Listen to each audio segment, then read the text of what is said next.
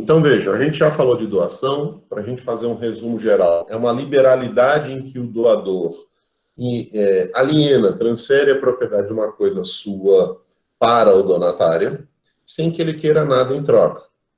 Aí, o que a gente tem? O contrato de doação sempre é gratuito, sempre é benéfico. A gente falou que a doação pode ser pura e simples, a doação pode ser condicionada, ela pode ser com encargo. A gente falou que a doação ela pode ser remuneratória, pode ser por merecimento, pode ser por subvenção periódica, a doação pode ser em contemplação de casamento futuro. A gente tem várias formas de doação. Mas eu fiz uma crítica aqui com vocês, e que é bom sempre estar lembrando disso, que às vezes a gente quer distorcer o direito para tratar determinada figura de forma diversa. Por exemplo, colocar remissão de dívida como doação não é. São dois institutos que, apesar de serem parecidos, eles não são a mesma coisa.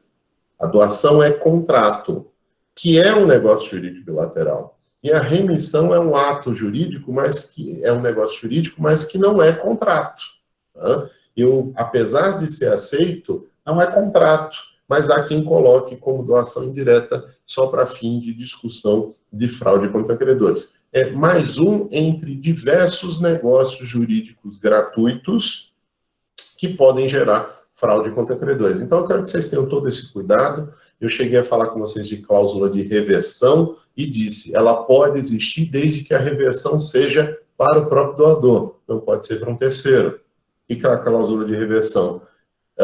Eu condiciono o contrato ou faço encargo, e se o encargo for descumprido, ou houver o implemento da condição resolutiva, a coisa reverte para mim. Essa reversão que eu tenho para mim, eu não posso já dizer, olha, ao invés de vir para mim, vá direto já para outra pessoa. Não pode. O Código Civil proíbe essa reversão para terceiros. Então, a gente falou das espécies, vamos começar a falar aqui de algumas pontuações quanto à legitimidade da doação. A gente já tinha falado disso em compra e venda, mas sempre é bom a gente pontuar aqui, e aí eu entrei nesse assunto com vocês em compra e venda, eu vou aprofundar aqui em doação, mas vai ter coisa que eu vou dizer, a gente já viu lá em doação. Então, a gente viu as espécies de doação, e visto as espécies de doação, vamos começar a ver aqui outras figuras que tratariam sobre a legitimidade para figurar no polo ativo ou no polo passivo da relação contratual, da doação. Por exemplo, eu posso fazer doação entre cônjuges? A regra geral é que sim, não tem problema nenhum. Cônjuges podem doar entre si. O que acontece é que a gente tem que ter muito cuidado quando a gente vai falar de doação entre cônjuges, porque pode ser considerado uma fraude à lei, se eu estiver falando de determinados regimes, e em outros regimes há uma impossibilidade completa de você fazer a doação. Por exemplo, quando a gente vai ver a nossa legislação, uma regra geral, a gente não tem impedimentos para doação entre cônjuges. Um casal, pode o marido doar para a mulher doar para o marido livremente. O marido pode doar para o marido, ou a mulher pode doar para a mulher livremente, não tem problema. A questão que a gente vai ter aqui é que quando a gente vai falar de relações matrimoniais, a gente tem regime de bens. E aí, quando a gente fala de direito de família, regime de bens, a gente vai perceber que eu tenho 4 regimes de bens. Eu tenho a comunhão universal, eu tenho a comunhão parcial, como formas de comunhão de bens. Eu tenho a separação de bens, que aqui, como regime voluntário, pode ser a separação voluntária feita em acordo pré-nupcial, e pode ter a separação de bens obrigatória, que vem por lei. Eu vou explicar todas elas para vocês. E vai ter um 4º regime, que vai ser a participação final nos aquestos. E, obviamente, cada regime tem uma particularidade diferente um do outro. Tem certas nuances que diferenciam em outros detalhes do que eu vou falar aqui. Eu vou falar do básico, porque senão a aula não era de contrato, era de direito de família. Mas para vocês entenderem, na comunhão universal, em tese, quando eu digo em tese, porque tem exceções, na comunhão universal, tudo que pertence ao marido pertence à esposa, antes e depois do casamento. Quando eu digo depois do casamento, não é depois dele acabado, é depois de feito o casamento. Então, eu me caso com uma de vocês ou com um de vocês na data de hoje, e quando eu me caso, os bens que eu tinha antes de casar, os bens que vocês tinham antes de casar, e os bens que foram formados na constância do matrimônio, são comuns. Então, quando a gente vai falar de meiação, meiação no casamento é o quê? Qual é a metade do cônjuge, qual é a outra metade do outro cônjuge? Então, do marido, da mulher e da mulher, ou do marido e da mulher. Então, dentro dessa ideia, comunhão universal, todos os bens, até segunda ordem, porque tem exceções, todos os bens pertencem ao casal. Será que eu poderia ter doação em comunhão universal? A regra geral é não, porque eu vou doar o quê? Se em regra os bens que pertencem à minha esposa também me pertencem, e os bens que me pertencem também pertencem à minha esposa, como é que eu posso doar para ela algo que já é dela? Então, na comunhão universal, a gente teria uma impossibilidade de objeto, porque você está doando para uma pessoa que já é proprietária da coisa, pensando, repito, numa regra geral da comunhão universal de bens. Já a comunhão parcial de bens, eu tenho uma definição bem clara de que os bens que vão ser comuns ao casal vão ser, ou poderão ser, porque também é uma regra, tem exceções, eles poderão ser os bens que foram adquiridos na constância do matrimônio. Mas os bens que eu tinha antes de casar são bens particulares, meus e dela, meus e dele. Então, nesse caso, o que a gente passa a ter? A gente passa a ter uma proteção em que só vai haver comunhão de bens dos bens que foram adquiridos na constância do matrimônio. Também em regra, porque tem exceções. Repito, não vamos entrar em exceção, porque senão a gente vai dar aula de casamento e de direito de família. Mas tem exceções. Dentro dessa situação, eu posso doar um bem meu particular para a minha esposa e vice-versa? Pode. Então, se existem bens particulares, pode haver doação, porque se não há proibição no casamento, a vedação que a gente vai ter aqui é na comunhão universal, porque eu já sou dono da coisa. Eu não posso receber uma doação de algo que eu já sou dono. Por exemplo, olha, meu amor, toma aqui esse celular que já é seu. Eu só dei uma limpada aqui na tela, passei um álcoolzinho aqui para tirar o coronavírus que veio da rua, está aqui de presente para você. É brincadeira, é palhaçada isso, né? Eu não posso receber doação de algo que já me pertença. Não existe. Só que aí a gente vai entrar num outro regime de bens, que é qual? A separação. Na separação de bens, se ela for voluntária, separação voluntária de bens, os bens que pertencem a ele, pertencem a ele. Os bens que pertencem a ela, pertencem a ela. Aqui eu não vou falar de mesmo gênero, não porque não possa existir, mas porque senão também vira bagunça. O bem que pertence a ela, pertence a ela. O bem que pertence a ela, pertence a ela. Para não bagunçar, eu vou falar aqui só na heteroatividade, na heteroafetividade, para dizer o que é dele, o que é dela é dela. Mas nada impede, na relação homoafetiva, a mesma ideia, só para não confundi-los aqui na explicação. Então, o bem que pertence a ele é só dele, o bem que pertence a ela é só dela. Não interessa se foi adquirido na constância do matrimônio, ou antes, ou depois. Tanto faz. Cada um vai ter o seu patrimônio. Isso é uma opção que eu faço no acordo pré-nupcial e que, em tese, mais uma vez, sempre a gente verifica aqui a colar em jurisprudência, doutrina ou na lei, exceções. A gente vai separar. O problema é que no regime da separação de bens, você tem um regime de separação que é obrigatório. O legislador obriga você a casar com separação de bens. E apesar de eu considerar esse regime inconstitucional, para ser racional, para ser lógico, a gente tem que entender que se esse regime existe, enquanto ele não for julgado inconstitucional, eu tenho que entender que as pessoas casadas em regime de separação de bens não podem aí fraudar o regime por via oblíqua. Por exemplo, o Código Civil fala que pessoas casadas em comunhão universal de bens, igualzinho a gente falou aqui na doação, vai servir também para a sociedade, em comunhão universal de bens ou separação obrigatória de bens, essas pessoas não podem constituir sociedade. Por quê? É uma forma oblíqua de você fraudar a lei. O que a lei diz? Entre outros casos, mas vamos falar do caso mais comum. Pessoas que tenham mais de 70 anos de idade até pouco tempo era 60, aí o código foi alterado para 70. Pessoas que tenham mais de 70 anos de idade serão obrigadas a casar com separação obrigatória de bens, com regime de separação de bens.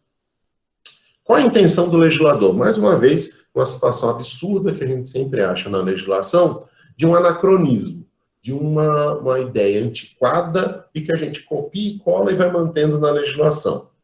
Isso é dizer que pessoa que é idosa ou é incapaz ou está sofrendo o golpe do baú. Então, uma pessoa que tem uma certa idade, ela não pode casar com uma pessoa jovem. Ninguém reclama. Aí eu vou para o discurso lacrador. Né? Não gosto desse tipo de discurso, mas vamos lá.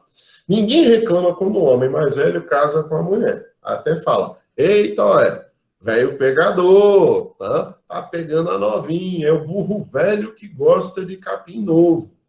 Mas quando a gente fala do contrário, fala de uma senhora que pega um rapaz, que pega, olha aí, vamos melhorar essa terminologia, que se casa com um rapaz, aí a gente já começa a falar mal dela. A gente já começa a dizer, olha, não se dá o respeito. Uma velha dessa, saindo com um rapazinho, moço, e ele querendo se aproveitar dessa senhora. É isso que a gente pensa, que a pessoa mais nova quer se aproveitar da mais velha. E que a mais velha é incapaz de verificar que está sendo enganada. Gente, quem diz que a pessoa não é capaz de verificar? Às vezes ela bota na balança e diz, olha, entre não ter ninguém no resto da minha vida e ter alguém que está comigo, mesmo com certos interesses financeiros, eu ainda prefiro esse alguém porque é uma pessoa agradável de estar comigo. Tudo bem, você assume a responsabilidade e toca a vida. Então, mesmo que a gente diga que seja por interesse, eu não estou dizendo isso, estou falando que é relação afetiva, é amor, pode existir, tá? Tem gente que gosta de gente da mesma idade, tem gente que só gosta de gente mais jovem, tem gente que gosta, sim, de gente mais velha. E aí a gente diz o quê? Que essa pessoa, mesmo não sendo civilmente incapaz, ela vai ser tratada como se fosse, porque eu vou obrigá-la a casar com o regime de separação de bens. Gente, eu acho que essa obrigação ela é inconstitucional, porque fere a dignidade da pessoa humana e a isonomia das pessoas. Eu não posso dar esse tipo de tratamento quando uma pessoa que falte um ano, por exemplo, eu tenho 69 anos, eu posso me casar com o regime que eu quiser e com a pessoa que eu quiser. Só que se eu completei já 70, eu vou ter que me casar com o regime de separação de bens. O que eu disse para vocês, eu acho que esse regime de separação obrigatória de bens é inconstitucional. Todavia, eu acho extremamente racional no Código, se ele faz esse absurdo de obrigar a pessoa a casar com o regime de separação de bens, que proíba dela manter negócios em paralelo que faça com que o bem que é para você separar, você dê um jeitinho para juntar. Por exemplo, eu vou doar e resolvi o problema. Tome aqui metade do meu patrimônio. É a mesma coisa de você montar uma sociedade dizendo, metade da sociedade é sua, metade é minha, e eu estou colocando todo o meu patrimônio em nome da sociedade. Então, o código, ele veda essa situação, e apesar de eu achar lógica essa vedação, ela é tão indevida quanto a origem, que no caso seria a inconstitucionalidade do regime de separação obrigatória de bens. Então, o que faz o nosso código? Ele diz, olha, é livre a doação entre cônjuges. Mas a doação entre cônjuges vai sofrer limitações. Eu vou dizer, olha, vai ser sem efeito a doação que se faça em regime de separação obrigatória de bens, e também é tão inócua ou tão sem efeito quanto de pessoas que são casadas em comunhão universal, porque eu já sou dono. Eu vou receber o que já é meu, eu não tenho nem como aceitar, a coisa já é minha. Então, como se faz doação para alguém de coisa que já pertence a esse alguém? Então, não existe. Tudo bem. Mas na separação obrigatória de bens, a discussão que eu estou fazendo aqui é outra. É uma inconstitucionalidade do regime que, sendo declarada a inconstitucionalidade do regime, o impedimento vai junto aí. Ou seja, uma pessoa de 70, 80, 90 anos pode se casar em qualquer regime? Deveria poder. E podendo, o lógico seria, pode doar também. É meu, eu faço o que eu quero. Ah, mas e seus filhos? Gente, mais uma vez eu vou falar aquilo que eu disse para vocês. Legítima, que é o que a gente vai estar vendo daqui a pouco, é fábrica de vagabundo. Isso é uma frase de Orlando Gomes, citada por Gisele Hironaka, e eu repito como ela. Legítima é fábrica de vagabundo. Quem espera herança, espera metade de patrimônio de pai e de mãe, é porque não quer trabalhar, é porque não quer estudar, não quer tocar a vida. Cada um tem que ter o seu patrimônio, cada um tem que tocar a sua vida. Povos que eu considero nesse ponto mais evoluídos no direito do que a gente, eu tenho liberdade de dispor de 100% do meu patrimônio, e se eu não quiser, eu não deixo nada para o filho. E eu não deixo nada porque ele foi deserdado, como a gente vai ver aqui.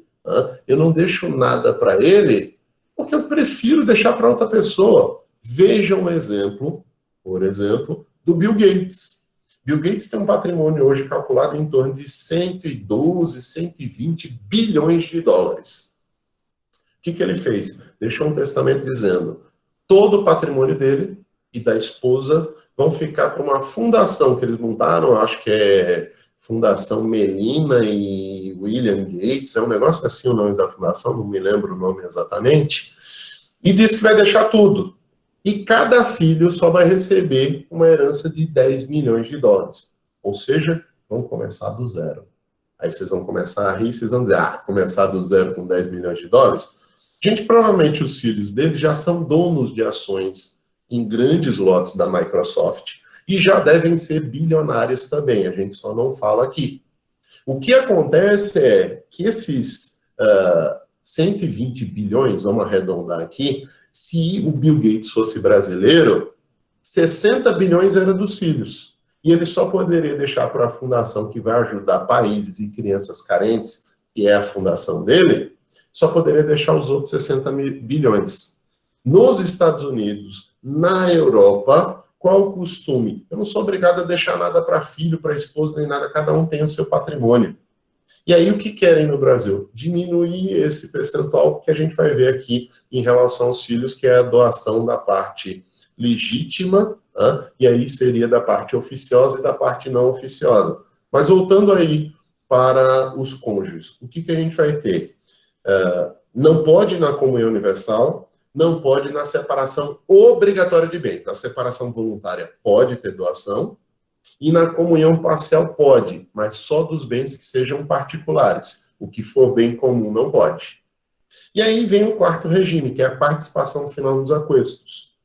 Esse regime que ninguém se casou no Brasil, pelo menos até onde se sabe, ninguém se casou nesse regime, nesse tempo todo de Código Civil. Ele diz o quê? Durante o casamento é separação de bens, voluntária, e no fim trata como comunhão de bens para partilhar os bens. Se durante o casamento é separação de bens, é livre a doação. Então, na comunhão parcial, eu posso doar os bens privados. Na separação de bens, eu posso doar os bens privados, mas todos são privados. E na participação final dos aquestos, durante o casamento, todos são privados. Só se levanta para fim de separação para fazer a partilha. Então, vejam como é que funciona aqui. A gente vai ter um limite, a regra geral é não. O que acontece é que, por situação lógica, ninguém pode receber doação daquilo que já é dele. E por uma situação lógica, apesar de eu achar a origem inconstitucional, não se pode doar quando não posso ter a possibilidade da comunhão do patrimônio. Eu acho que esse regime é inconstitucional, logo eu poderia sim fazer essa doação. Mas é o que está na legislação hoje, por enquanto. Eu alegaria, se eu tivesse 80 anos de idade, 70 anos de idade e estivesse casando, eu alegaria inconstitucionalidade, entraria com mandado de segurança e tentaria o máximo possível me casar no regime que eu quisesse. A não ser que eu já quisesse separação de bens. A não ser que eu quisesse. E aí é que vem a crítica a esse ponto. Ok? Mas vamos lá.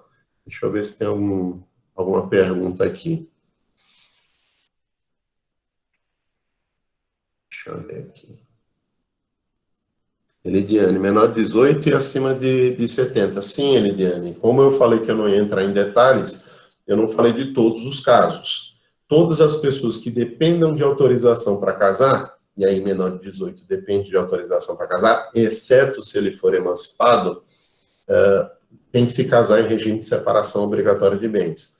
Então, não é só o caso dos 70, mas eu quis citar um exemplo que é o exemplo que mais acontece. É mais fácil eu me casar com 70, com 80 anos, do que eu me casar com 14, 15, 16, 17 anos. Então, o exemplo foi para a gente não entrar nos detalhes, foi só para vocês entenderem como é que funciona, tá bom? Mas vamos lá. Rafael, na comunhão parcial poderia ocorrer doação de bens particulares? Sim, como eu falei, sim, Rafael. Aqueles adquiridos antes do casamento, correto? Sim. Só que para deixar claro e entrar em detalhes um pouco mais do que eu estou querendo, na comunhão universal de bens e na comunhão parcial, você tem certas situações de exceção. Por exemplo, só para exemplificar, para você ver que não é tão simples quanto eu coloquei. Eu fiz só um resumo para vocês entenderem a questão da doação. Eu tenho uma casa e vou me casar. Tá? E aí, vou me casar com você, Rafael, gatinho. Tá? Bota aí, completa. Tá? Vou me casar com você. E aí, eu tenho uma casa e a gente se casa em comunhão parcial de bens. Você não tem como ter a partilha desse bem para você. Você não tendo isso, você chega e fala, amor, essa casa está tão longe da praia. Amor, essa casa está tão grande, isso e aquilo. Aí eu olho para você com esses olhos lânguidos, maravilhosos que você tem e digo, amor, o que você me pede que eu não faço? Vamos vender a casa e comprar um apartamento de frente para o mar. Beleza, comprei depois do casamento. Aí você diz, essa casa foi adquirida, esse apartamento foi adquirido depois do matrimônio? Logo, na comunhão parcial de bens, metade do apartamento é meu. Não. Por quê? Isso é subrogação. Era um bem que eu já tinha antes, eu vendi, peguei o mesmo dinheiro e comprei um novo bem. Tá? Isso é subrogação de patrimônio que eu já tinha, e aí não conta mesmo sendo adquirido depois. Então, só para vocês verem que o negócio é bem mais complexo do que vocês imaginam, não é tão simples assim, tem muitos detalhes. Eu dei uma resumida, que é para vocês entenderem os regimes e saber mais ou menos o porquê de cada regime pode ou não pode, tá bom? Então, só para vocês não terem dúvida. Aí vamos lá, Elidiane, os italianos que vêm aqui no cartório abrir firmas, todos se casam com regime de separação de bens. Elidiane, eu não vejo problema você se casar com regime de separação de bens. É a opção de cada um. Vamos lá. Eu conheço gente que se casa em regime de comunhão e bota tudo em nome do pai, da mãe, do periquito, do papagaio. Por quê? Porque não confia na esposa. Não confia na esposa, casa com separação, ou nem casa. Se for para casar com regime de comunhão, que é para não ter briga, não ofender a pessoa, e se a pessoa se ofende por conta disso, então não é motivo para casar. Se eu quero manter um patrimônio meu comigo e não quero tocar, eu vou dizer, ou casa comigo de separação ou não tem casamento. E a pessoa vai lá e aceita. Não me lembro quem foi que eu vi agora desses artistas famosos. Eu acho que é a esposa do Gustavo Lima. Não sei, porque eu não... Nem sei música do Gustavo Lima. Juro para vocês que eu acho que eu nunca ouvi uma música do Gustavo Lima na minha vida. Se eu não me engano, eu vi uma declaração da esposa dele agora, em que ela disse o seguinte, olha, me casei com ele em separação de bens, para provar que eu não tenho interesse no patrimônio dele. Beleza, muito bonito, pronto, acabou. Não deve satisfação para ninguém. É isso que a gente tem que entender. Quando a gente vai falar, o italiano está casando, é cultura. É cultura. Eu acho que tem que ser livre mesmo para você casar do jeito que você quiser, inclusive se você é idoso, se você é jovem, o que for. Quer casar, casa com quem você quiser, separa a hora que você quiser e adota o regime que você quiser. Quer ter comunhão, tenha comunhão. Quer ter separação, tenha separação. A gente tem que dar mais liberdade para o povo e parar de se meter tanto na vida, em especial em direito de família. Em especial em direito de família. Eu acho que direito de família deveria ser o campo mais livre que tem. A única coisa que eu não admito é família com criança, porque isso é pedofilia, e esse ponto eu não vou admitir. Tirando isso, tá tudo liberado. Tá tudo liberado. Mas vamos lá, deixa eu ver aqui que Cláudia perguntou um negócio. Em comunhão de separação de bens, calma lá, ou é comunhão ou separação de bens, Cláudia. Comunhão pode ser total, pode ser parcial, total universal ou parcial. Separação de bens é outra coisa. O que foi adquirido durante o casamento e compartilhado por iguais. Aí você tem que definir que regime é esse, que comunhão de separação de bens não existe. Ou é separação ou é comunhão de bens. Mas Me explica melhor aí a tua pergunta para eu te responder depois. Mas vamos lá. Como eu estava dizendo para vocês, a gente vai entrar numa outra questão agora de legitimidade, que é doação de pai para filho, de avô para neto, de ascendente para descendente. Lembra que eu falei para vocês, quando a gente falou de compra e venda, que a alienação de ascendente para descendente, ela é anulável. Eu tenho essa doação, eu tenho um prazo de 2 anos para que qualquer outro descendente que não tenha autorizado essa doação, igualzinho lá na compra e venda, possa fazer essa impugnação, tá, dentro desse prazo. Não fez dentro do prazo, passou o prazo, foi convalidado o ato se torna válido.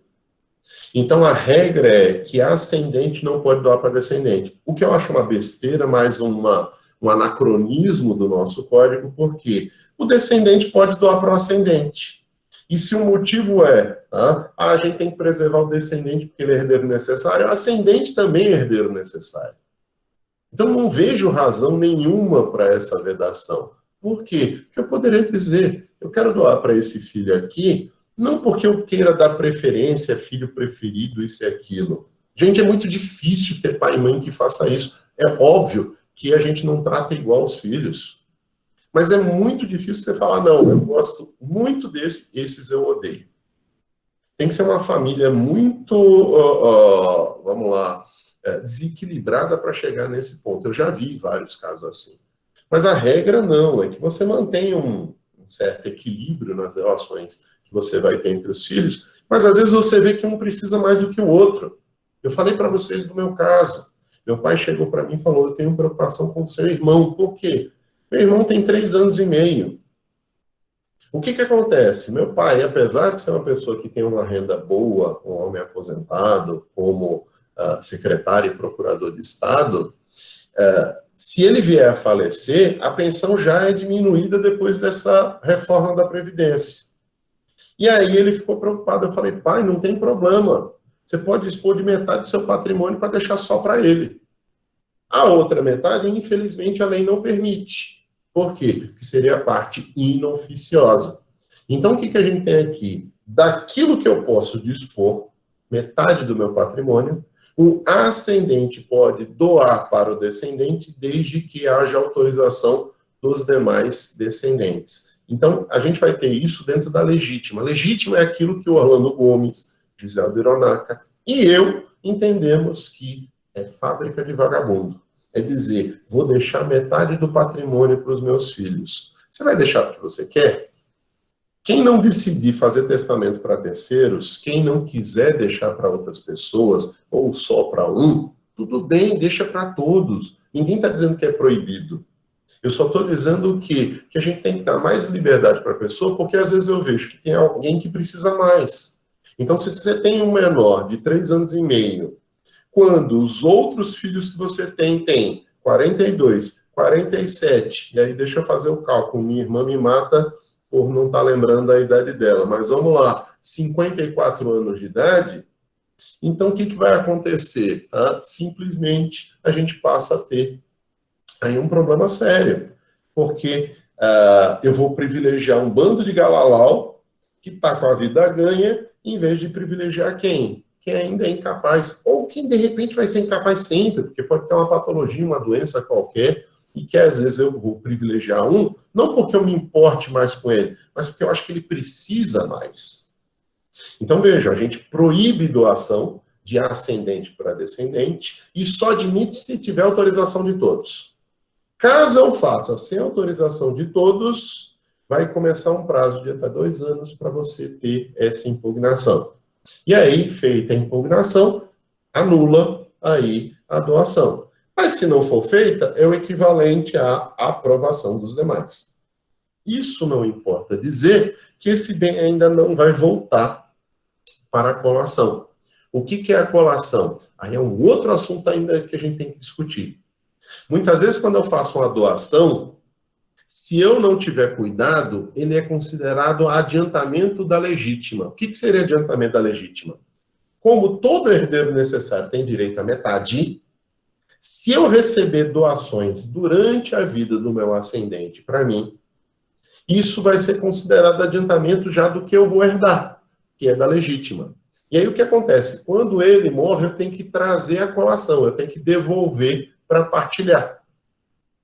Para que isso não aconteça, então veja, além de pedir autorização de cada descendente para eu doar o que é meu, para fazer isso e não ser partilhado depois, eu ainda tenho que colocar uma cláusula na doação que esse bem está livre de colação. Então eu digo que ele está livre de colação e que por isso eu posso dispor. Ah, está resolvido o problema? Ainda não. Por quê? Porque eu só posso dispor em doação e em testamento, eu só posso dispor de metade do meu patrimônio para os meus descendentes. Para terceiro, qualquer outra pessoa que eu nunca vi na vida, eu posso deixar. Então, por exemplo, um cara que eu passei agora no semáforo, que vi esse cara, perguntei, qual é o teu nome? José Afonso da Silva, CPF 123456789/00. Aí eu fui lá e digo no meu testamento, deixo metade do meu patrimônio para o homem que eu nunca vi na vida. Posso? Posso. Posso fazer isso. E a outra metade fica para os meus filhos. Fica para os meus filhos.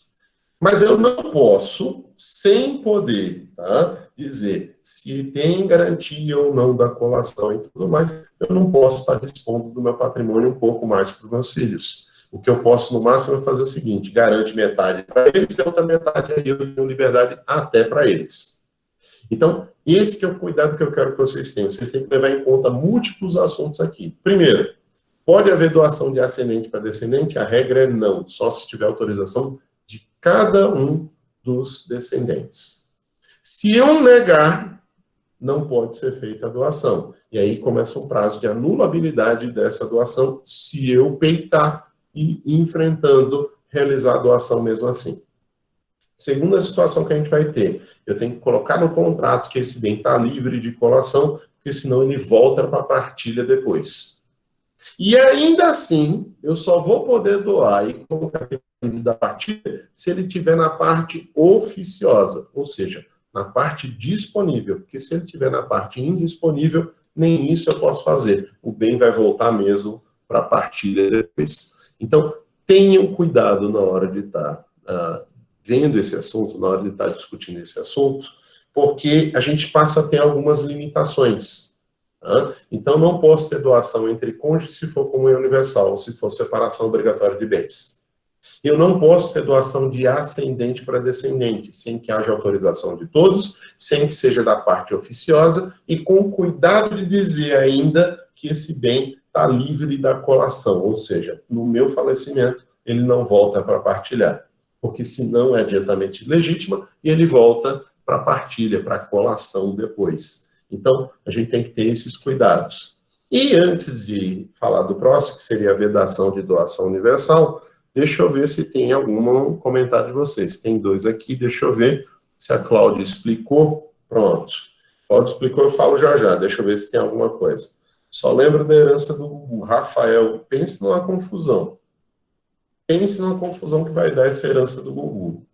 Infelizmente, uma das coisas que a gente estimula muito no direito civil, no direito às sucessões, é a partilha em vida ou o planejamento sucessório.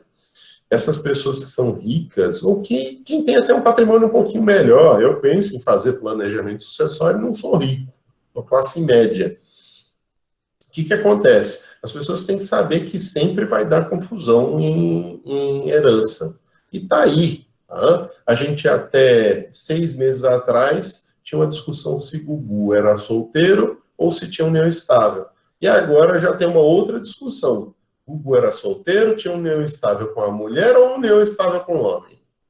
Como é que fica isso? Para piorar agora, os herdeiros que queriam trocar de advogado, eu ouvi a notícia, não entrei em detalhes, não vi o processo, tenho acompanhado só muita distância esse caso, proibiram de trocar o advogado, que eu acho particularmente uma situação absurda. Não vi qual é a motivação do juiz, mas vi a notícia que o juiz proibiu os herdeiros de trocar de advogado. A gente só vê aí problema atrás de problema. Até aqui, eu acho que só quem ganha com o processo da sucessão do Gugu é advogado. Então, infelizmente. E aí, eu pensando como advogado mesmo, infelizmente. Porque Se eu fosse um advogado não sério, eu estava dizendo, oh, coisa boa, que Gugu teve tanta confusão. Eu acho meio deprimente a gente fazer isso. Eu aprendi um pouco de advocacia, muito, na verdade, com meu pai, e meu pai já deixou de fazer divórcio porque ele convenceu o casal a não se separar. E ele perdeu o dinheiro de fazer o divórcio, né? Aí eu brincava com ele, como brinco ainda hoje, mas brincava mais dizendo, pai, não pode não, tem que dizer, ó, você é safado, é pilantra, te traiu que você nem sabe, né? Só para garantir o divórcio. Né? Mas falando sério, ele fazia tudo, você tem certeza que você quer se divorciar? Olha, vocês são um casal tão bonito, por que vocês vão se divorciar? E aí tinha casal que saía de lá do escritório sem se divorciar, de mão dada. Mas ele garantia aí o respeito deles, eles voltavam para procurar em outros processos. Então, eu prefiro esse tipo de advocacia, que pelo menos eu durmo sem dor na consciência, do que aquele que é pilantra e depois que chegar lá nos 50, 60 anos de idade está aí de cadeira de roda, sofrendo AVC e tudo mais, de tanta pilantragem que fez na vida. Né? Acaba sendo um pouquinho disso, Júlio, de terapia de casal mesmo. Eu costumo dizer que o advogado de família e juiz de família tem muito de terapeuta, assim. A gente ouve muito problema e você tem que meio que abstrair, porque se você for absorver, você leva isso para casa e isso é pesado. Não é fácil, não. Então, quem for enveredar pelo direito de família aqui, se preparem. Tá? Eu já vi de colega advogado criminalista que faz direito criminal porque não tem estômago para fazer direito de família.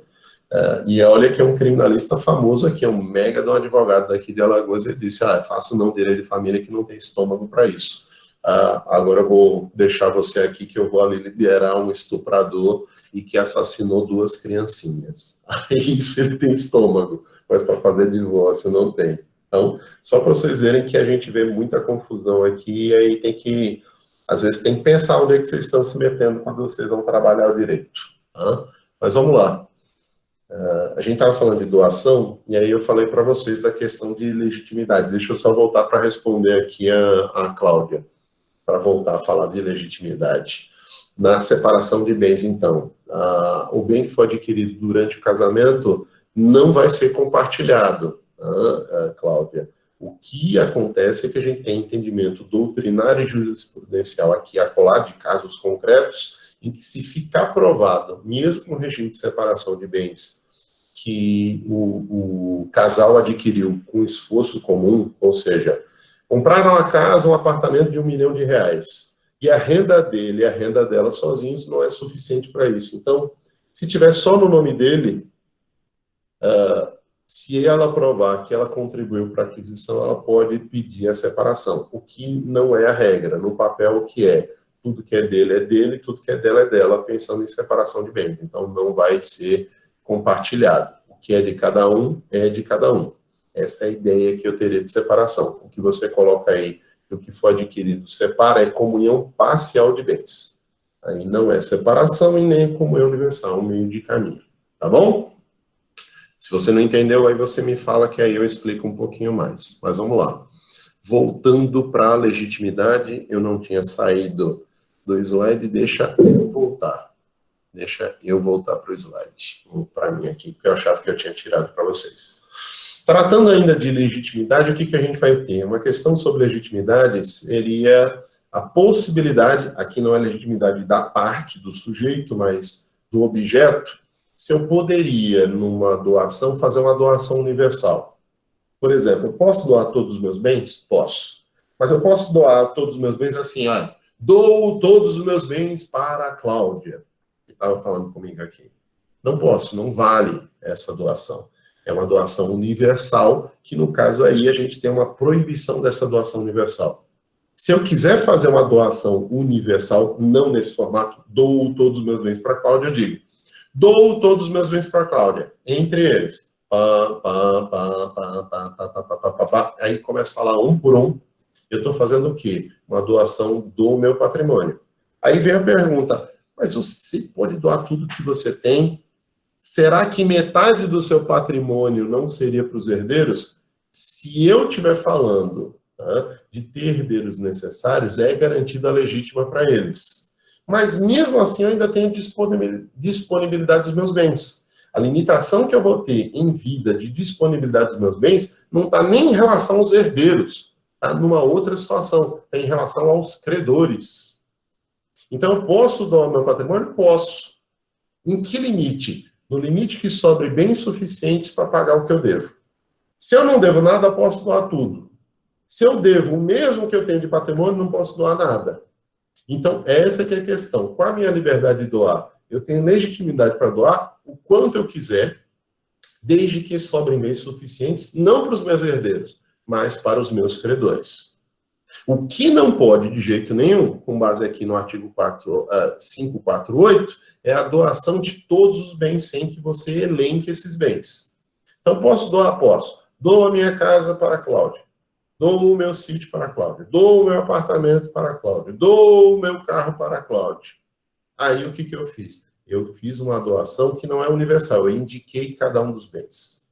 Doar tudo de uma forma geral, isso a gente não vai admitir, não pode ser feito. Ok? Além disso, e aí, pegando o gancho, acabei de falar, nem lembrava que era a primeira coisa que estava aqui, a gente tem que ter cuidado aqui com a doação em prejuízo de credores. Por quê?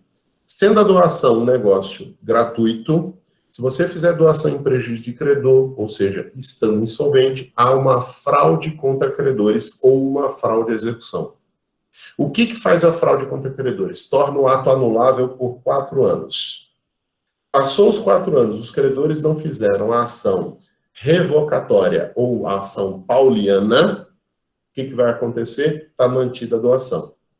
Então, os credores que se sintam prejudicados, eles têm do negócio jurídico um prazo de 4 anos para alegar fraude contra credores, movendo a ação que a gente chama de ação pauliana ou ação revocatória. Eu movo essa ação, o que o juiz vai fazer? Verificou que é insolvência, verificou que o negócio é gratuito, é fraude, ele manda desfazer o ato. E aí, torna sem efeito a doação, voltando para o devedor o bem, para que o credor tome esse bem numa constrição judicial, numa penhora, numa hipoteca judicial. Então, essa seria a ideia. Cuidado que eu quero que vocês tenham eu falei aqui fraude contra credores, mas na hora de comunicar aqui, falando mesmo, não no slide, eu falei também de fraude à execução.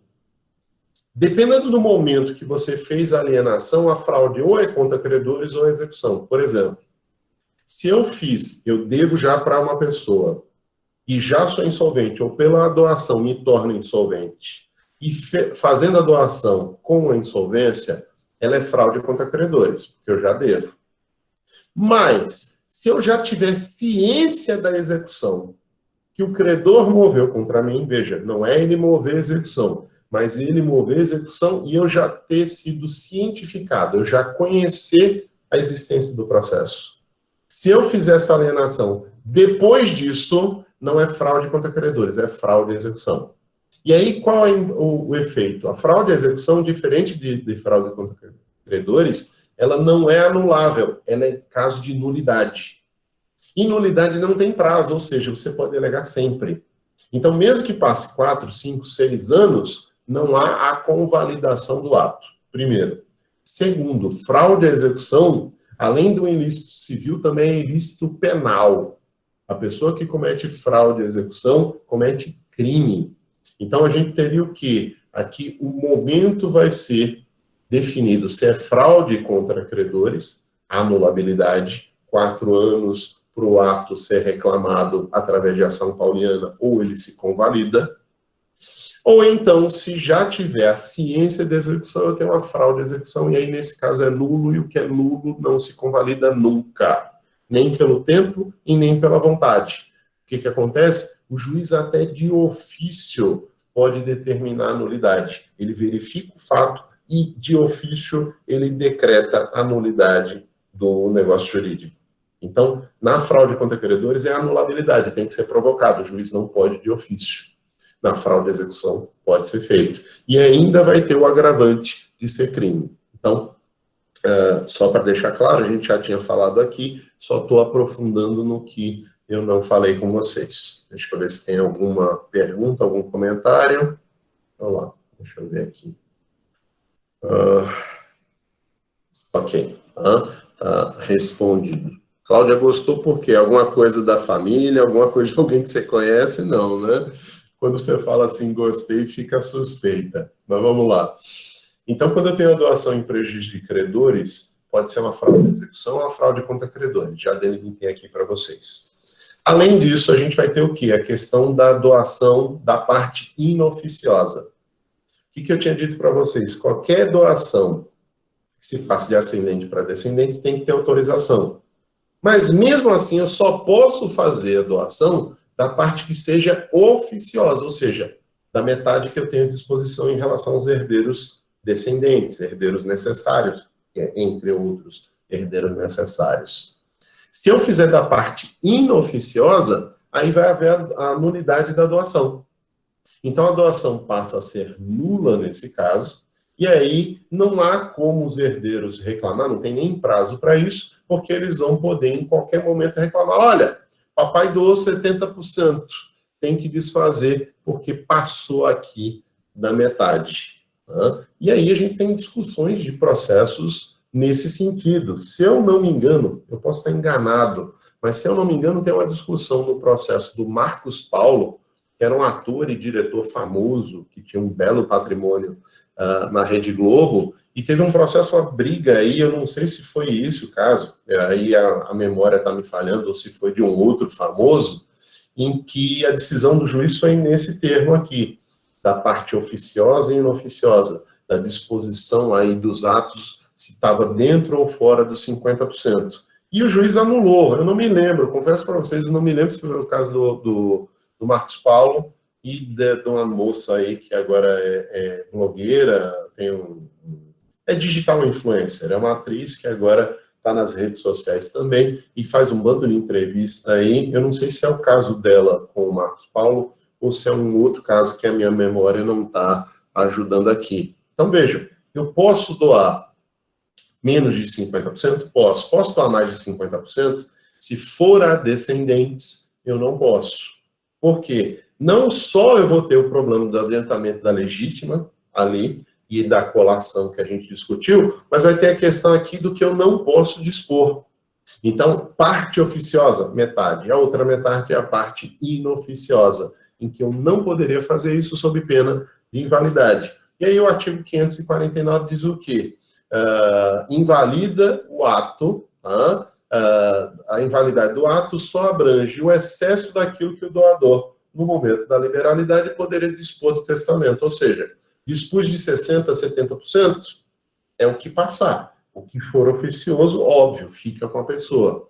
Mas se for 70%, a gente vai discutir 20%, não 70%. Aí o excesso é que a gente discute. Ok? Então vamos lá. Deixa eu ver se tem alguma pergunta aí de vocês. Vamos lá. Eu não me lembro, Rafael, se é o caso do Marcos Paulo com a Antônia Fontinelli. Eu não me lembro. Agora a cabeça está falhando porque eu não pensei nesse caso para colocar aqui, veio aqui na memória. E eu acho que foi esse um caso que ela ganhou. E eu acho que, se eu não me engano, a decisão desse processo dela foi nessa questão dos 50% da parte oficiosa ou não, do que podia dispor em testamento. Não era nem em doação, era em testamento. Mas, salvo engano, foi esse caso. Tá? Ela é a moça que eu estava falando, eu não lembrava do nome. Eu já disse para vocês que eu sou péssimo para gravar nome dos outros, e chamo minha mulher de meu amor, porque nem lembro do nome dela. Tá? Então, toda vez que eu vou falar com ela, eu digo: meu amor, amo tanto você, me traga um copo d'água, por favor. Tá? Ela me fala alguma coisa, eu digo: sim, meu amor, por que não? E aí é porque eu não lembro do nome dela. Sou horrível para estar gravando o nome do povo.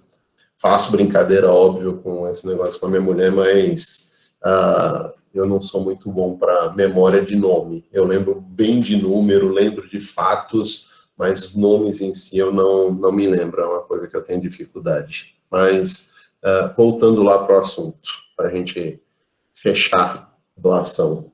A gente vai ter uma questão que eu quero discutir aqui com vocês, que é outro anacronismo do Código Civil, e que talvez seja uma das maiores reclamações que eu tenho quando eu falo de doação com vocês.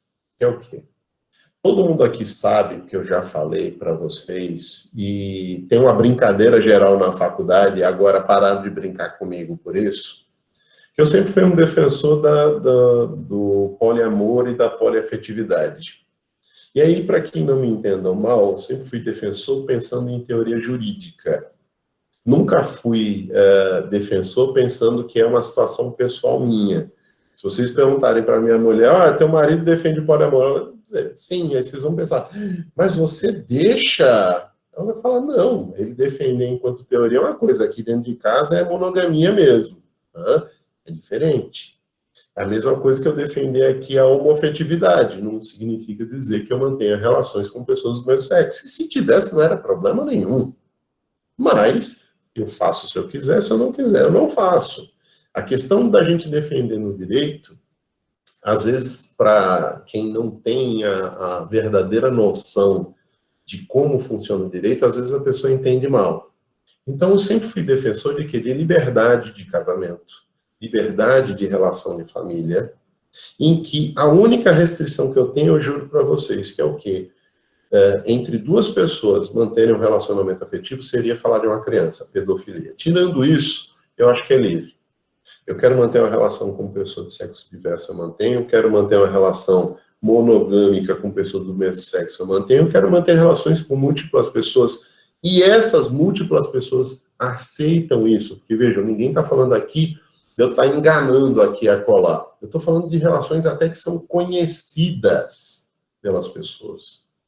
Então, um dos pontos que eu sou um crítico muito sério na doação é essa questão aqui.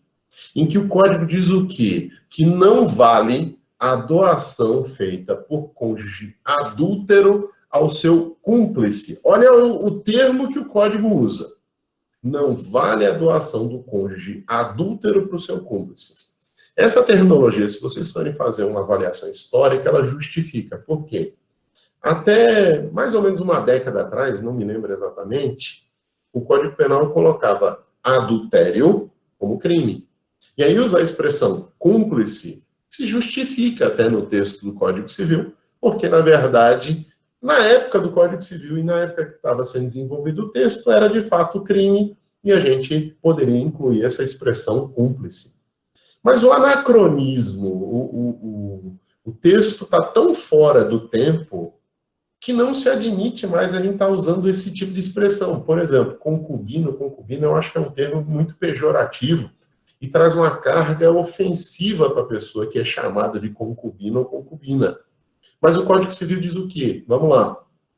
Casamento é quando você, perante uma autoridade pública ou eclesiástica que tenha legitimidade, realiza um casamento entre duas pessoas. União estável é o quê? Pessoas livres que são para casar, mas que não se casam, mas mantêm uma relação de afeto público e notoriamente. No casamento, existe vedação da lei, que seria uma vedação civil, o dever no casamento de fidelidade, ou seja, um dever de você manter fidelidade, um dever de monogamia. Eu não tenho essa visão dessa forma, mas 99% entende que sim, seria um controle do sexo alheio, e aí você não pode interferir nisso, nesse dever de fidelidade, tendo relações bigâmicas, poligâmicas e assim por diante. Casamento não pode? No direito civil não pode porque tem um dever de fidelidade. E no Código Penal tem a proibição da bigamia. Mas não existe dever de fidelidade para a união estável. Não existe crime de você manter mais de uma união estável. Então, as pessoas podem fazer isso? Pode. O que precisa é o judiciário começar a reconhecer. Aí é outra confusão.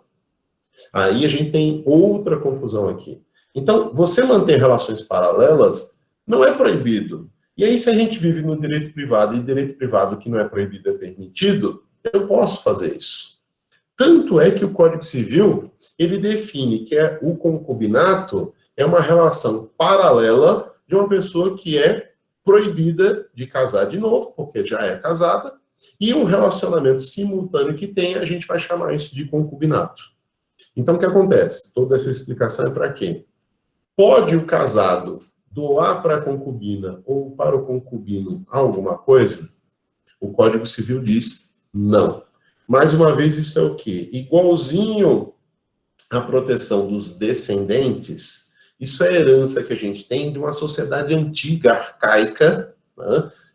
E que pensa o quê? Que você manter relação paralela, olha lá, aí vejam qual o problema que a gente tem aqui. Eu vou fazer uma crítica para vocês entenderem o que eu quero falar.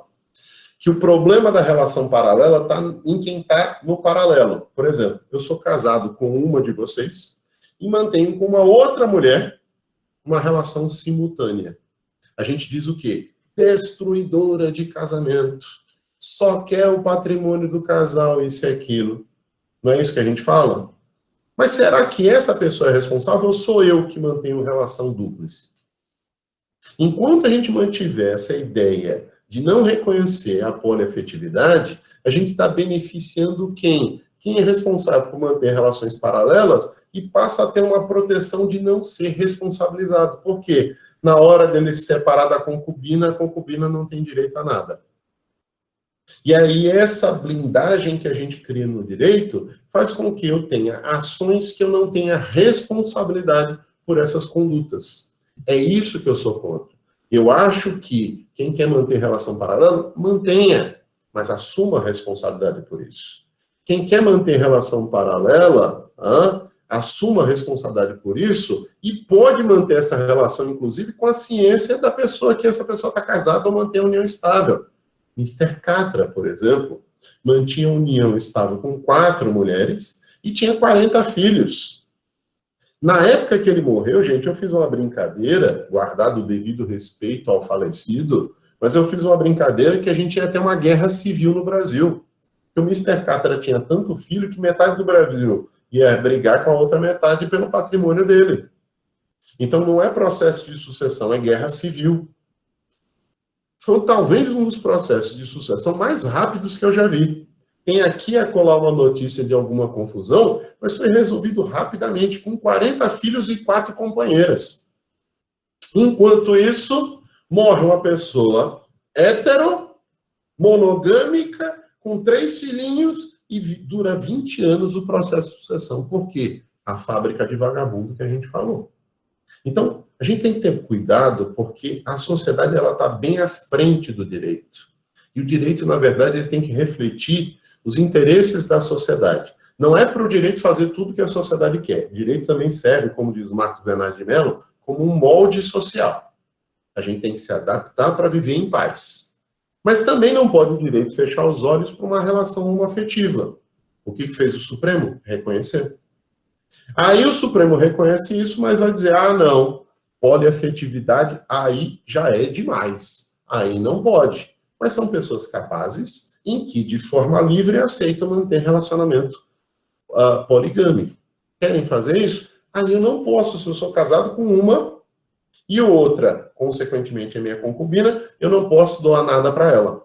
Mas eu tenho amor pelas duas, e para a esposa eu posso doar, se não for regime de comunhão, separação obrigatória de bens, comunhão universal ou separação obrigatória de bens, mas não posso doar para minha concubina. Eu posso doar para uma terceira pessoa estranha que eu nunca vi na vida, mas para a concubina não. Mas a concubina me tem afeto, está do meu lado quando eu preciso, quando eu tenho Covid, estou lá suando, doente, tossindo, botando o pulmão para fora, ela está do meu lado correndo risco de infecção, quando na verdade poderia dizer, não vou receber nada também, não vou cuidar disso daí. A gente tem que ter cuidado, porque quando eu faço a crítica aqui, é uma crítica ao anacronismo do Código Civil. Tradução, anacronismo, cronismo, tempo. O Código está fora de tempo quando faz esse tipo de proibição. Por quê? Porque ele me permite doar para um terceiro estranho que eu nunca vi, mas as pessoas que eu tenho afeto, eu tenho limite. Não posso doar para um filho, sem que os outros autorizem, não posso doar para pessoas que mantenham relação paralela comigo. E é isso que eu quero que vocês botem na cabeça. Eu não estou dizendo de jeito nenhum, bora ter relação paralela, bora deixar tudo banda voou. Não. Quer manter relação hétero, mantenha. Quer manter relação monogâmica, mantenha. Quer fazer relação poliafetiva ou homoafetiva? Faça, a opção é sua. O direito tem que reconhecer a existência disso, regular o fato, para que a gente dê uma solução para demandas. Olha aí o que está acontecendo no caso do Gugu. Ele mantinha uma relação com uma moça, teve filhos com ela, tinha testamento deixando as coisas para filhos e a irmã cuidando do patrimônio, e aí aparece um rapaz em que traz, segundo a gente ouviu falar, juras de amor em 100 páginas de comunicação entre um e outro. Como é que fica essa história? Isso a gente não pode estar fechando os olhos. Talvez esse fato do Gugu seja uma provocação para a gente começar a decidir as coisas de acordo com o que a sociedade faz de fato, e o direito não fechar os olhos para os anseios da sociedade. Né? O direito não pode se blindar, se encastelar e achar, não, eu só regulo a sociedade que eu considero perfeita. Existe sociedade perfeita, existe relação perfeita, existe matrimônio perfeito. Tá difícil. Eu brinco normalmente, poxa, se quem é homossexual soubesse o que é casamento, não ia brigar para ter casamento. Pelo contrário, ia estar fazendo parada para comemorar. A gente não pode casar! Mas, na realidade, querem casar porque querem ter direitos iguais, como qualquer outra pessoa quer. É isso que a gente fala aqui, é isso que eu quero que vocês entendam. Então, quando eu critico, não estou dizendo, você tem que casar desse jeito. Eu brinquei com um colega que era homofóbico, que veio reclamar comigo quando o Supremo reconheceu a homoafetividade. Eu falei, cara, o Supremo disse que reconhece, ele não disse que é obrigatório. Você não é obrigado a sair do armário, não. Continue onde é que você está. Aí ele ficou com raiva. Depois ele viu que era brincadeira, porque eu sempre brinco, vocês me conhecem. E aí depois acabou deixando para lá. Hoje em dia é um cara que já começa a estar aceitando. E é desse jeito que a gente vai mudando, moldando a sociedade. A gente molda desse jeito. Não é moldando, deixando de reconhecer realidades sociais. Tá bom? Então, só para vocês verem aqui como é que funciona. Então, deixa eu ver se tem algum comentário, alguma pergunta. Vamos lá. Eu sei que o tema é polêmico e aí é proposital. Mas vamos lá. Voltando aqui para a gente fechar o assunto de doação. Quando a gente vai falar de doação, tem alguns assuntos que eu não posso discutir. Por exemplo, vício redibitório e evicção. Por quê? Porque quando a gente fala de vício redibitório e evicção, as exigências para evicção e para o vício redibitório é que os negócios sejam onerosos. E se a doação é gratuita, a regra é que a gente não vai poder ter discussão de vício redibitório e de evicção. Por exemplo, receber uma coisa, a coisa tem defeito, eu ainda vou reclamar? Você nunca ouviu falar, não se olhe os dentes do cavalo dado?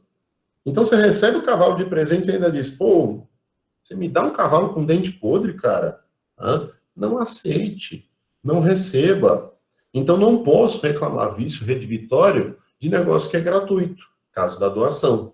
Na evicção, a gente até vai abrir uma exceção, vocês vejam aí, exceto-se a evicção em caso de doação em contemplação de casamento futuro. Aí você até pode discutir a evicção e os efeitos da responsabilidade da evicção. Mas se não, feita a doação, não se discute uma ação de regresso. Por que eu não vou discutir uma ação de regresso na evicção? Porque eu não recebi nada por isso, eu te dou uma coisa, você descobre que a coisa não era minha, mas eu estava inocente, e você, eventualmente, quer me processar depois. Cara, você não perdeu nada. A não ser que seja em contemplação de casamento futuro, que aí o código admite, a evicção não se discute, tal qual o vício redibitório não se discute a doação, tá bom? E aqui uma das coisas que eu já falei para vocês, mas vale lembrar, lembrem na primeira unidade quando a gente falou de contrato preliminar e contrato definitivo, promessa de compra e venda é um contrato preliminar, compra e venda é um contrato definitivo. Não há doação em contrato preliminar, promessa de doação. Ou você faz a doação ou não faz. O que você pode é fazer assim, eu vou doar um carro para você se você passar no vestibular, como eu disse.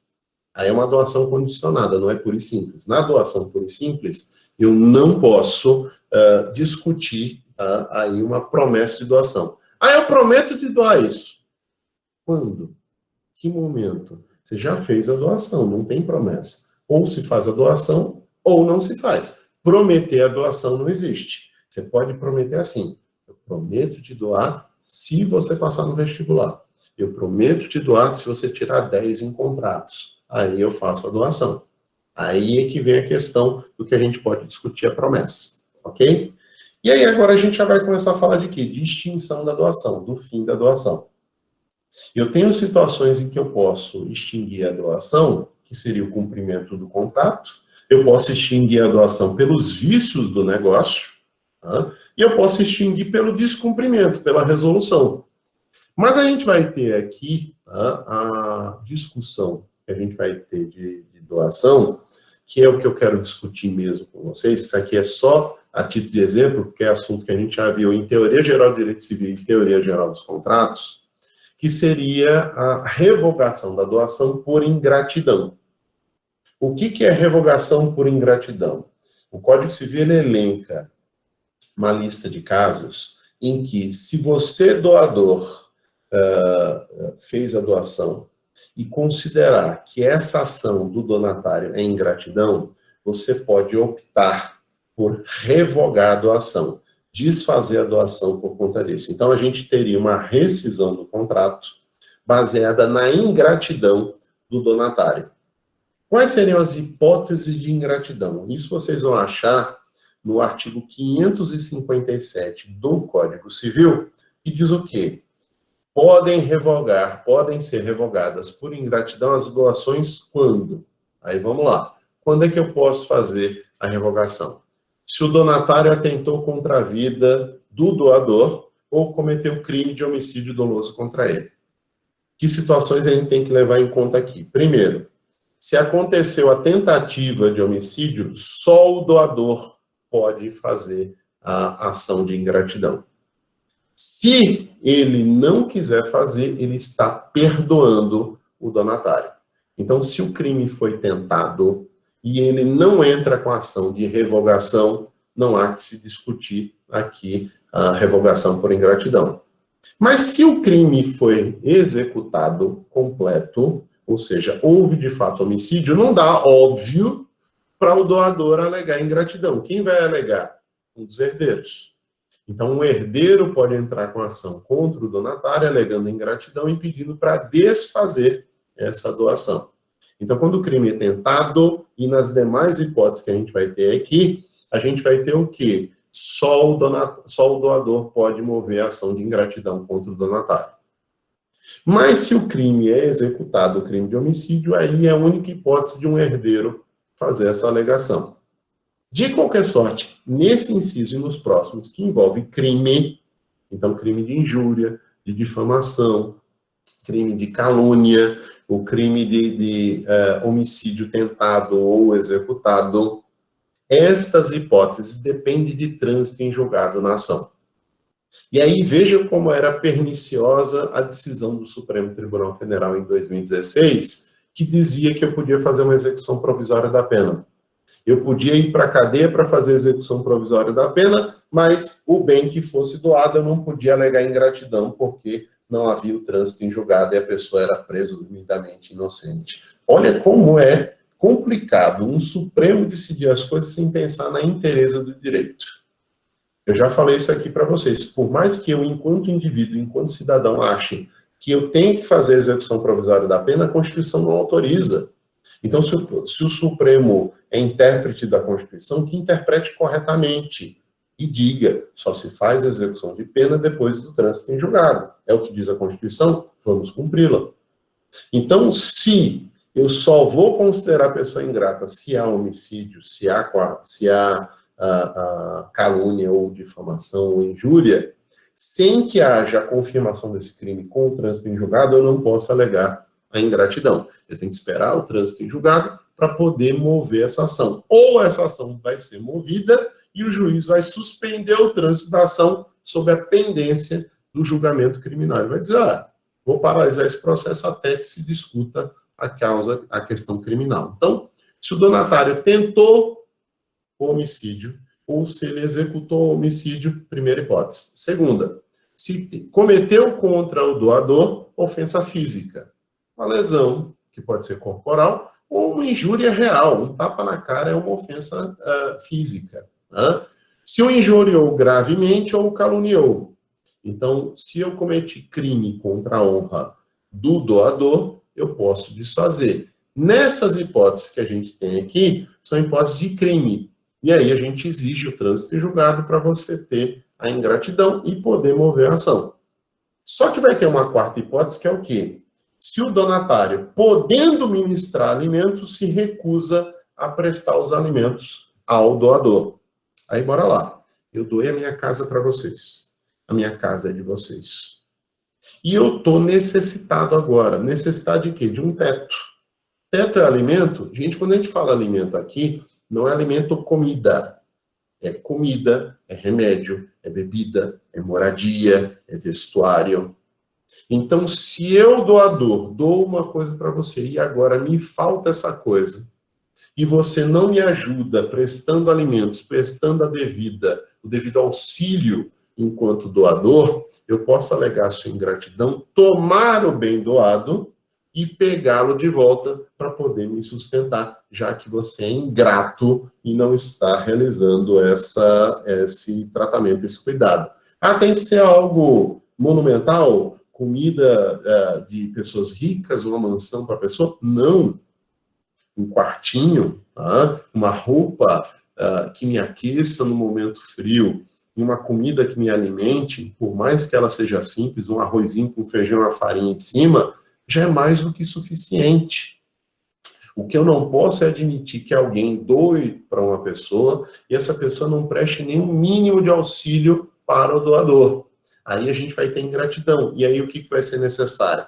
Eu movo a ação revogatória, tá? E só quem pode mover, como eu disse, é o próprio doador. A única hipótese da gente não ter essa ação movida pelo próprio doador é no caso do crime executado de homicídio, que aí eu estou morto, eu não estou aqui para poder fazer essa discussão. Qual o prazo dessa ação? A gente vai ter um prazo de 1 ano. Então, eu movo 1 ano a contar de quê? Do fato. Agora, do fato que chegou à minha consciência. Por exemplo, injúria. Às vezes eu não fiquei sabendo da situação. Então, se o fato não veio bater em mim, aí quando eu soube da informação, me chateou, eu vou lá e providencio o processo crime. Providencia o processo crime, teve a condenação, a gente já está habilitado para poder fazer isso. Então, a gente tem que ter cuidado aqui com esse fato, porque a ação é movida apenas pelo doador e não é movida pelo doador quando for o caso de homicídio, que aí um dos herdeiros, em especial a preferência aos herdeiros necessários, vai mover essa ação revocatória. Tá? E aí é assim que a gente vai estar cuidando.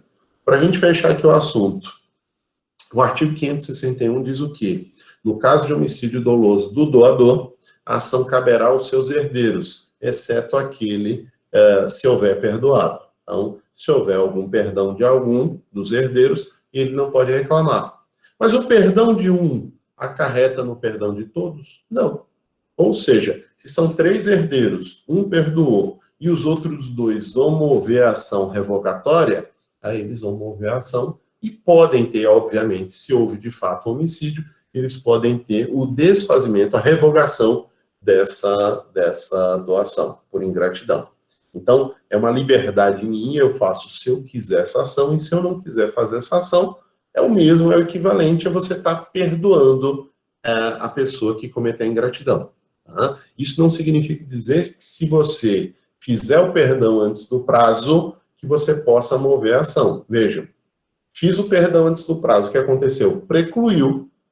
Eu não tenho, por conta de uma preclusão lógica, como fazer ainda a ação, porque ainda tem mais 6 meses. Você perdoou, está perdoado, não tem o que discutir. Mas se você não perdoou, completando 1 ano, há um perdão tácito aqui. E aí a gente admite aí a impossibilidade dessa ação revogatória, ok? O que a gente vai começar a ver na próxima aula? Quinta-feira e continuando no sábado. Vamos começar a falar de contrato de empréstimo, vamos falar de empréstimo, a diferença de mútuo e comodato, vamos falar de contrato de mútuo, juros, um monte de assuntos que a gente tem para falar, e depois vamos falar de comodato. Acho eu, a gente deve falar na quinta de mútuo, e da definição, a diferença de um para o outro, e talvez fale alguma coisa de comodato e termine no sábado, ou só no sábado fale de comodato. E aí o que acaba sobrando? A gente vai falar de depósito,